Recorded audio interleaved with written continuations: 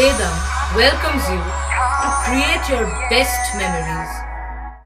With the Voyager, the paths to shine, it's the Voyager, the ultimate guide, it's the Voyager. আগামী 22শে আষাঢ় 7ই জুলাই রবিবার সকাল 9টায় শুভ রথযাত্রার পুণ্যতিথিতে সুগন্ধামোড় Kamdebpur mobile টাওয়ারের কাছে শ্রী রামকৃষ্ণ সারদা মন্দিরের দ্বারোদ্ঘাটন করবেন বেলুড় রামকৃষ্ণ মঠ ও মিশনের সহ সাধারণ সম্পাদক পরম পূজনীয় স্বামী বলভদ্রানন্দ মহারাজজি। ভোর 4:30 মঙ্গল আরতির মধ্যে দিয়ে সারাদিনব্যাপী অনুষ্ঠানে আপনাদের রইল সাদর আমন্ত্রণ।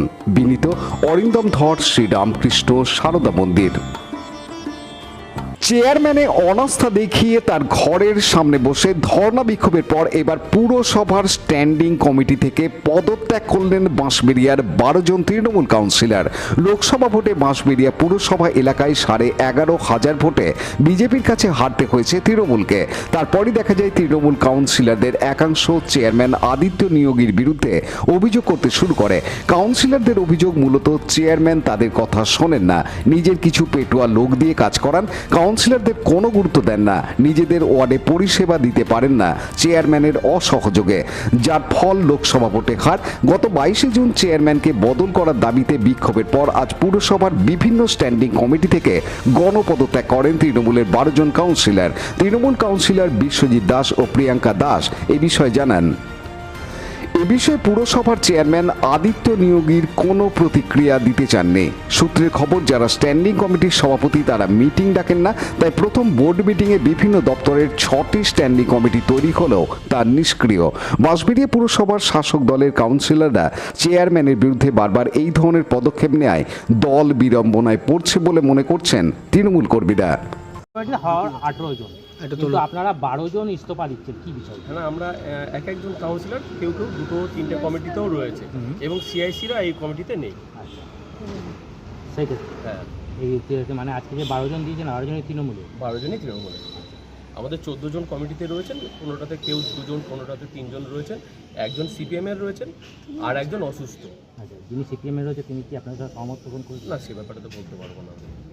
তাদের মূল কারণ কি, কেন হঠাৎ সিদ্ধান্ত? দেখুন, স্ট্যান্ডিং কমিটি দীর্ঘদিন ধরে হয়েছে আমাদের বোর্ড গঠন হওয়ার পর, এবং শুধুমাত্র আমরাই যে সভাপতি বলছিলেন আপনি একটু আগে, চেয়ারম্যান সাহেব 3টে কমিটিতে রয়েছেন। দেখুন, স্কার্প ডিসপোজাল কমিটি রয়েছে, ল্যান্ড কমিটি রয়েছে এবং টেন্ডার কমিটি রয়েছে। 3টে গুরুত্বপূর্ণ কমিটি এই স্ট্যান্ডিং কমিটি। তিনি কিন্তু একদিনও মিটিং ডাকেন, 3টে গুরুত্বপূর্ণ পৌরসভার 3টে গুরুত্বপূর্ণ কমিটিতে তিনি প্রেসিডেন্ট হয়ে বসে রয়েছেন। তিনি প্রয়োজন মনে করেননি যে সব যে কমিটিটা রয়েছে কাউন্সিলরদের নিয়ে, ইঞ্জিনিয়ারদের নিয়ে, তাদেরকে নিয়ে বসতে হবে, ডাকেননি, তিনি বসেননি। এছাড়াও যে কমিটিগুলো রয়েছে, নিশ্চয়ই আমরা কেউ সেখানে চেয়ারম্যান আছেন, কেউ সদস্য রয়েছেন, তাই তার নির্দেশও তো আমরা মিটিং ডাকবো, তার নির্দেশ তো নেই আমাদের, আমরা বসবো কেন? হবে না। দেখুন, আমরাও তো চাই কাজ করতে, আমরা সবাই এসেছি, যতজন কাউন্সিলর সবাই কিন্তু নিজের ওয়ার্ডে প্রতিদ্বন্দ্বী হয়ে জিতে, তাহলে আমরা সবাই এসেছি, তাই তো? সবাই কিন্তু আমরা কাজ করতে এসেছি, আমরা ঠিকমতো কাজ করতে পারছি না বলেই তো আজকে এই সমস্যা। আমরা চাই সমস্যার সমাধান হই। এমন স্ট্যান্ডিং কমিটি যার কোনো কার্যকলাপই নেই, শুধু আমরা অলংকার হয়ে পড়ে বসে থেকে কী করবো বলুন? তাই জন্য সবাই আমরা এখান থেকে পদত্যাগ করলাম।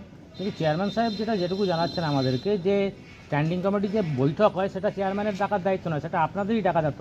আপনারা বিগত দিনে কোনো মিটিংই ডাকেন না, এটা কোনো কথা না, এটা চেয়ারম্যান সাহেব জানি না কেন বললেন, চেয়ারম্যান সাহেব সবটাই জানেন। আর চেয়ারম্যান সাহেব বললেই তো প্রেসিডেন্টরা সবাই মানে মিটিং ডাকতে হতো। আর দেখুন, প্রেসিডেন্ট যে জানবে সেই সম্বন্ধে তবে তো তিনি মিটিং ডাকবেন। যে কমিটিতে উনি আছেন সেই সম্বন্ধে তো ওনাকে জানাতে হবে। উনি যদি এসে জেনেও যদি জানতে না পারে, তাহলে সে বাদবাকি মেম্বারদের কী জানাবে বলুন? তাই জন্যই তিনি মিটিং ডাকেন না।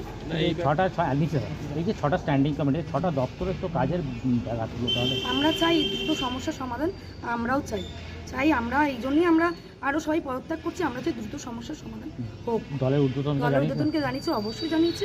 তারা নিশ্চয়ই খুব তাড়াতাড়ি, খুব শীঘ্রই নিশ্চয়ই একটা আমাদের সবাই একটা কিছু বার্তা। আপনারা ইস্তফা দিতে এসছেন যে সেটা দলকে জানিয়েছিলেন যে আমরা ইস্তফা দিয়ে দিচ্ছি?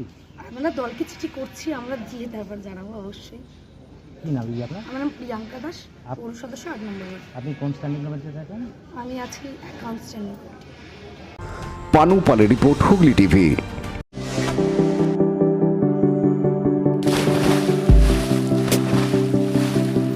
your seatbelts as you take a tour around your marine wonderland.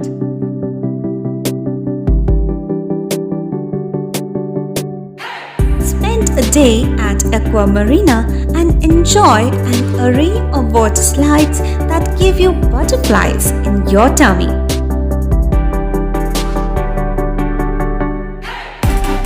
Aqua Marina is a holistic weekend destination for friends, family, and couples and offers magic to soothe your body, mind, and soul.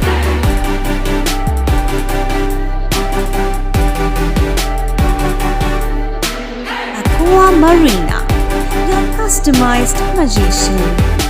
Welcome aboard and see the magic unfold.